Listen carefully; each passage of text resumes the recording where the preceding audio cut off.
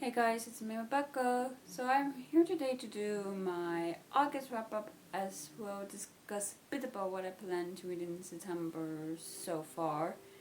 I'm not sure if you can see, but I do have the books next to me, so yeah, I've tried to move them out of frame, so yeah. Anyway, let's get started with the first book I was able to finish in August, which was Faithbreaker, which is the final book in the God Killer trilogy, or the Fallen Gods trilogy, I guess, by Hannah Connor. As this is the final book, I'm not going to really talk about the synopsis. I'm just going to talk about the synopsis for the first book, which is God Killer. And God Killer is about this woman named, oh my word, why can I not? Kirsten, oh my word. And Kirsten, she kills gods for a living, and it's really, she got into the business after her family was essentially sacrificed to a god and she was saved. And there was a war, and prior to the war, like, god killing was frowned upon, and afterwards it was encouraged really by the king. The king, he had to fight gods who got too powerful, and when the war was over, he forbid any worship of the gods.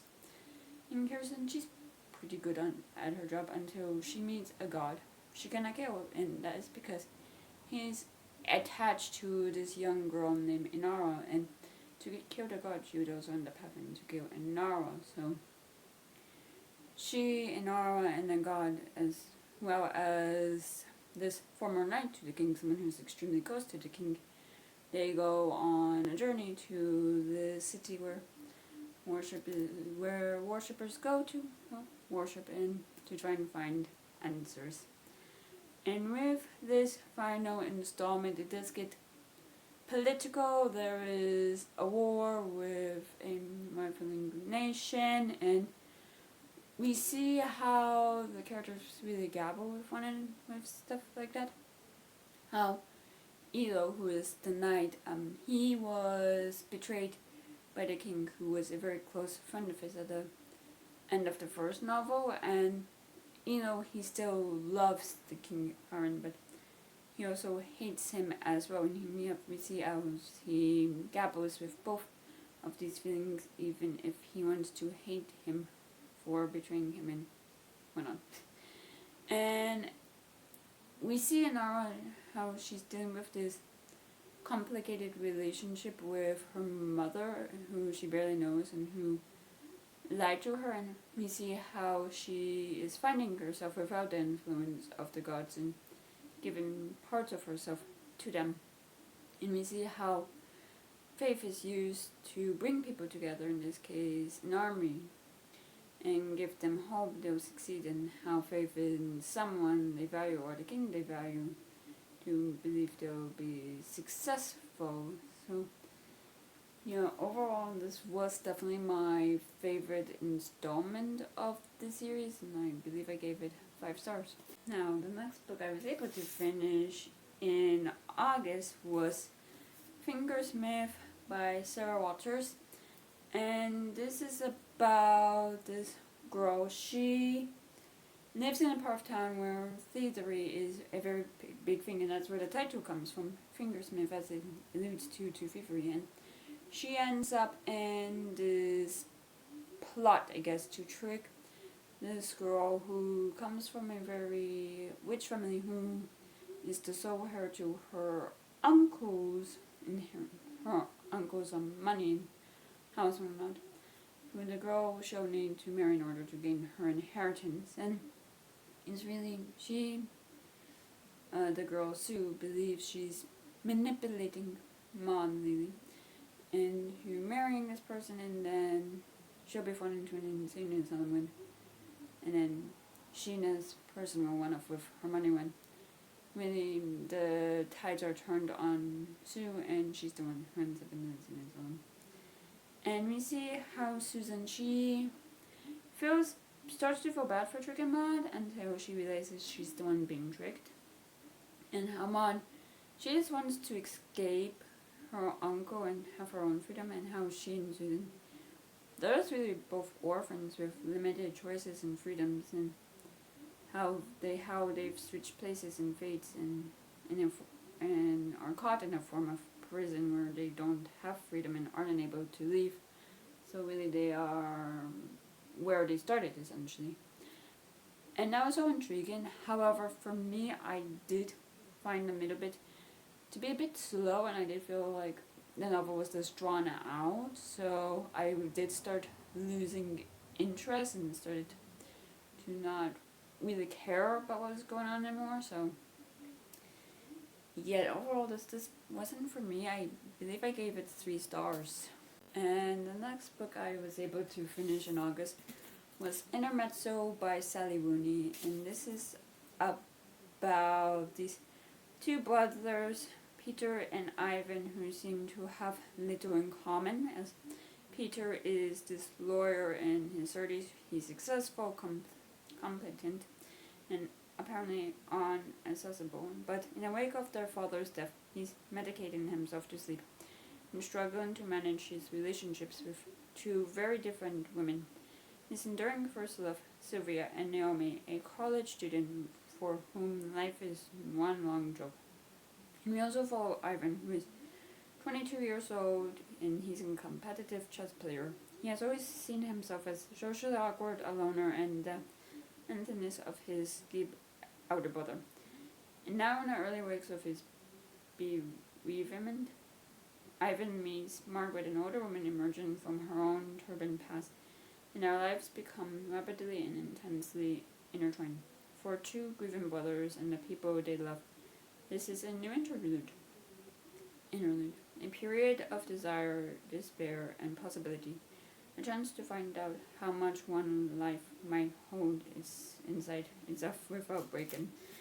And with this one, we see how there's a lot of misunderstanding with the brothers, and how they are in very different periods of their life, and how when Ivan does find Peter,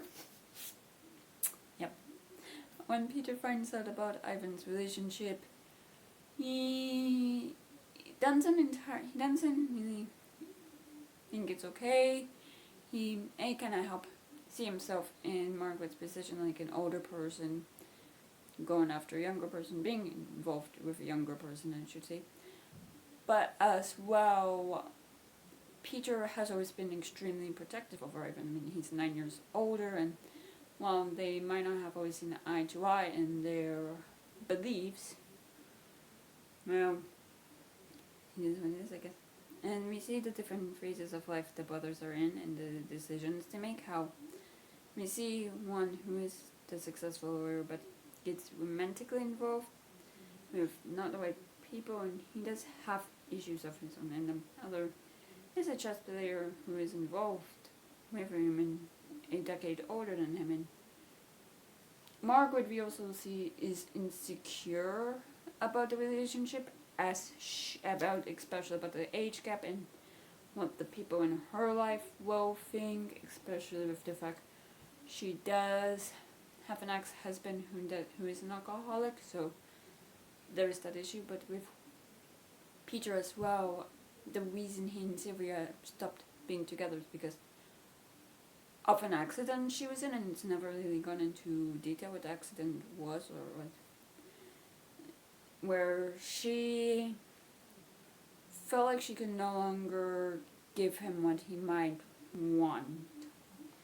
And there is that, and we see the complexities where the brothers deal with in their personal lives, and how really complicated the relationship is, as they're not really good at communicating with one another, and there's all of that. And with the marketing, it's really about them grieving their father, and we do see that, and we see that briefly, I should say, and how we then end up the novel with like them turning a new page in the relationship and having to continue on after their father's death, while also dealing with their mother, who is not the nicest person, let's just say. So, overall, I did like this a lot, and I gave it 4 stars. Now, the next book I was able to finish in August was Mary by Nat Cassidy, and this is about Mary, who is a quiet, middle-aged woman doing her best to blend into the background,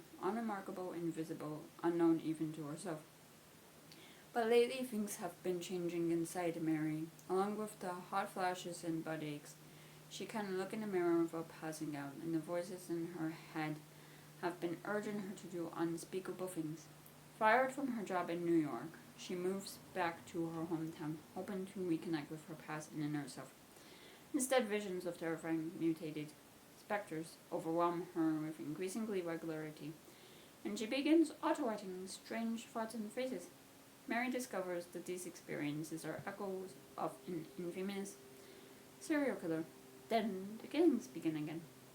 Mary's definitely going to find herself, and we see with Mary how she's trying to tell the doctors her symptoms, and they won't really listen to her. They just try to put her in a box and write her issues off as a textbook case, as she is a 50-year-old. So they're saying, "Oh, you're just experiencing premenopause," and how she's no longer able to look at her own body, and it's also as she has these horrors, and also I guess could also be written off as the now that she is no longer young, like a co-worker she is working with who is much younger than her. And we see how Mary had these dreams of being an actress, which is why she moved to New York, but she lacked the confidence to do so, and that got in her way, and it still does. Like, instead of being an actress, she was working in the basement of this bookstore, that's organizing the inventory. And it seems like her memories aren't what they are, as she doesn't remember how the town is and how her paranoia is heightened by single old bullies in dealing with the ghosts of her past, how she can't seem to let the past go. And we do learn that there is a reason for her memories not being what they are. And yeah, this book goes down a lot of different things that's like I'm not gonna talk about because it would spoil a lot. But yeah, apparently Mary thinks she was just a victim when she at one point was an aggressor, let's just say. And yeah, that's what I'm gonna say about that. And we see how the way the novel becomes more than just Mary, but involves the people in the town and the information they learn about her, and this impossibility that she might be a reincarnation of a murderer who died on the exact same day that she was born. So we see that in the whole mess that it brings. So yeah, overall I did like this novel, and I gave it 4 stars. And the next book I was able to finish in August was Gifted and Talented by Olivia Blake. And this is about Theron, the brilliant CEO of One Fair Magnetic and so-called father of 3 modern technology. Instead, any one of his 3 telepathically, I cannot say that word, I'm so sorry, and electrically gifted children would be impossible inheritor to the One Fair phone. Or at least they like to think, and really it's like exploring the 3 siblings, their relationship with one another, how the youngest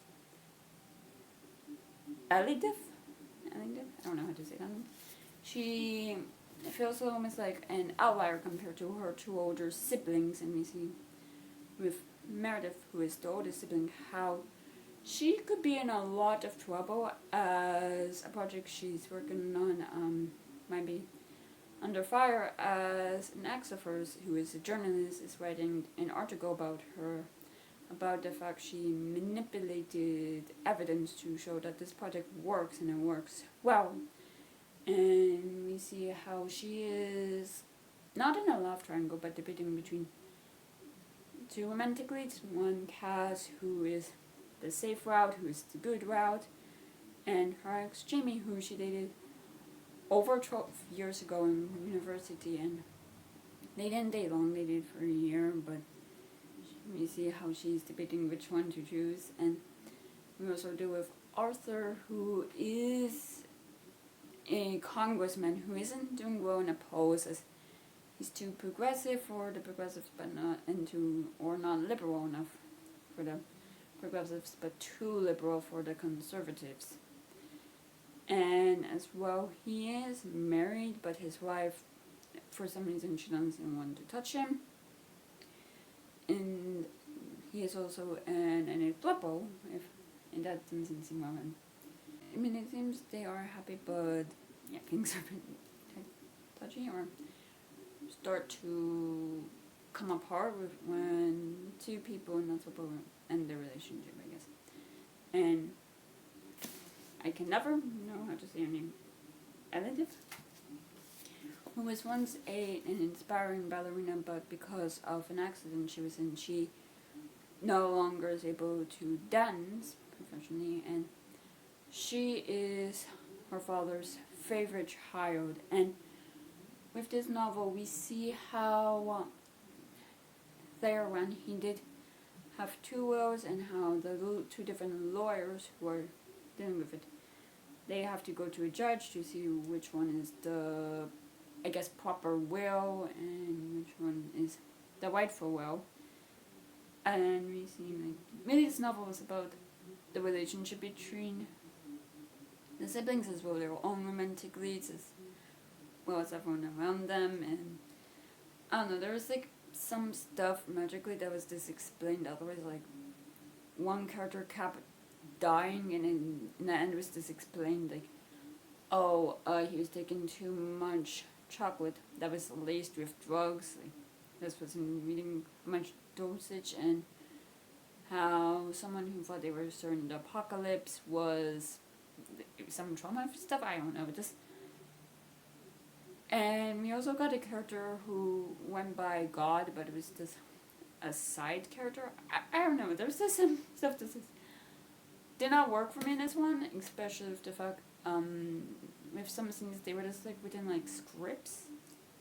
So yeah, I don't know if this one, if it was because I read this when I was on vacation and there was a lot of sightseeing for me, so I was reading this when I was quite tired or what, but yeah, it just was not for me. But I don't know, I didn't think it was bad, but I did give it 3 stars, so yeah. And now the last book I was able to finish in August was The Hollow Places by T. Kingfisher. And this is about newly divorced and living back home in rural North Carolina. Kara is helping out her ailing, eccentric uncle at his house, which doubles as a tourist hotspot. The Glory to God Museum of Natural Wonders, Curiosities, and Taxidermy. While Kara is closing up one night, she discovers a mysterious hole in a drywall along one of the museum's overstuffed hallways of oddities. An opening that impossibly leads Clara and her new friend Simon to an exploring area that simply can't be part of North Carolina's plane of existence. As they explore the apparently limitless depths of this bizarre and frightening new world, a hub containing portals to alternate realities and bears witness to its cryptic warnings, Clara and Simon soon realize there is far more danger here than first anticipated, for they have stumbled upon a place of unyielding madness and terror, haunted by creatures that gather strength from one innate fear of them. And with this one, we see how Kara and Simon, they do explore the world, and they try to close up the world, but Kara is sleepwalking or something and tries to go back into that world, and we see how this creature that's part of the museum's catalog of stuff ends up trying to go back into the world. And I do have to say, I definitely enjoyed Kara's inner dialogue, as it did crack me up. She was trying to keep herself calm, and also her mind was not unraveling, but it was going into places of with fear, and how she tried to will herself back in, how she tried to make sense of what was going on and whatnot. And we see how Carl and Simon, they just want to forget about the place, but they can't, because they've seen it and they're trying to grapple with what they saw, because what they saw shouldn't have been a possibility. How subconsciously they both try to get back there, and we see how they try and learn more information about the people who've been there, and how they've tried to get information about the world through. It seems like this is in general knowledge about it, like for the public to know. And yeah, overall I just enjoyed this. I had fun with this, and I gave it 4 stars. Now, that is everything I was able to read in August, and what I plan to read in September so far. Again, everything I will read in September will be in my September wrap-up. But the first book I plan in, I'm actually reading in September, as it is September 1st, is How the Bosses by R.F. Kuang. And this is about Alice Law has only ever had one goal: to become one of the brightest minds in the field of magic. She has sacrificed everything to make that a reality: her pride, her health, her love life, and most definitely her sanity. All to work with Professor Jacob Grimes at Cambridge, the greatest magician in the world. That is, until he dies in a magical accident that could possibly be her fault. Grimes is now in hell, and she's going in after him, because his recommendation is the key to her future, and he could hold her dreams in his now incorporeal hands. Unfortunately, her rival Peter Murdoch has come to the very same conclusion, with nothing but the records of Orpheus and Dante to guide them, bundles of chalk to draw the pentagrams necessary for their spells, and a burning desire to make all the academic trauma mean anything. They set off across hell to save a man they don't even like. But hell is not like the storybooks say. Magic isn't always the answer, and there's something in Alice and Peter's past that could forge them into the perfect allies, or lead to their doom. So, yeah. And I've liked everything R.F. Kuang's written so far, and I'm just very much excited to get to this one. And after that, I plan to read The Island of Missing Trees by Elif Shafak. And this is about these 2 teenagers from opposite sides of a divided land in Cyprus who meet at a tavern in the city they both call home. The tavern is the only place that Kostas, who is Greek and Christian, and Divin, who is Turkish and Muslim, can meet in secret, hidden beneath the blackened beams from which hang garlands of garlic, chili peppers, and wild herbs. This is where one can find the best food in town, the best music, the best wine. But there is something else to the place. It makes one forget, even if for just a few hours, the world outside and its immoderate sorrows. In the central of the tavern, growing through a cavity in the roof, is a fig tree. This tree will witness their hushed, happy meetings, their silent suppers, departures, and the tree will be there when the war breaks out, when the capital is reduced to rubble, when the teenagers vanish and break apart. Decades later in North London, 16-year-old Ada Kazakis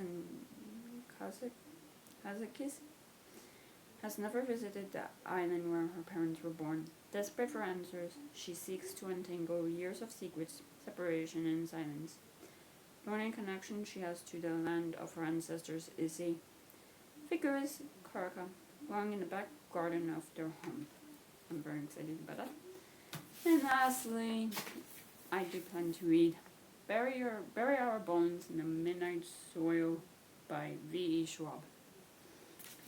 And I believe this is about these 3 generations, and it's 1532 in Santo Domingo de la Casita. A young girl grows up wild and wily. Her beauty is only outmatched by her dreams of escape. But Maria knows she can only ever be a prize or pawn in the games played by men when an alluring stranger offers an alternate path. Maria makes a desperate choice. She vows to have no regrets. 1827. London. A young woman lives an idyllic but cloistered life on her family's estate until a moment of forbidden intimacy sees her shipped off to London.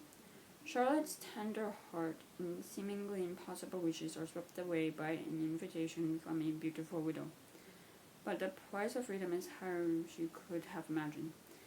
And in 2019 Boston, college was supposed to be her chance to be someone new. That's why Alice moved halfway across the world, leaving her old life behind. But after an out-of-character wine night, Stan leaves her questioning her past, her present, and her future. Alice throws herself into the hunt for answers and revenge. So, yeah, I'm excited for that as well, and I'm just excited for every book that I read. But yeah, I think that's all for now, and if you enjoyed this video, please give it a thumbs up. Leave a comment below, tell me what you're currently reading. If you want to, please subscribe to the channel, and if you want to follow me on any social media, then all those links are in the down bar below. I'll see you guys next time I post a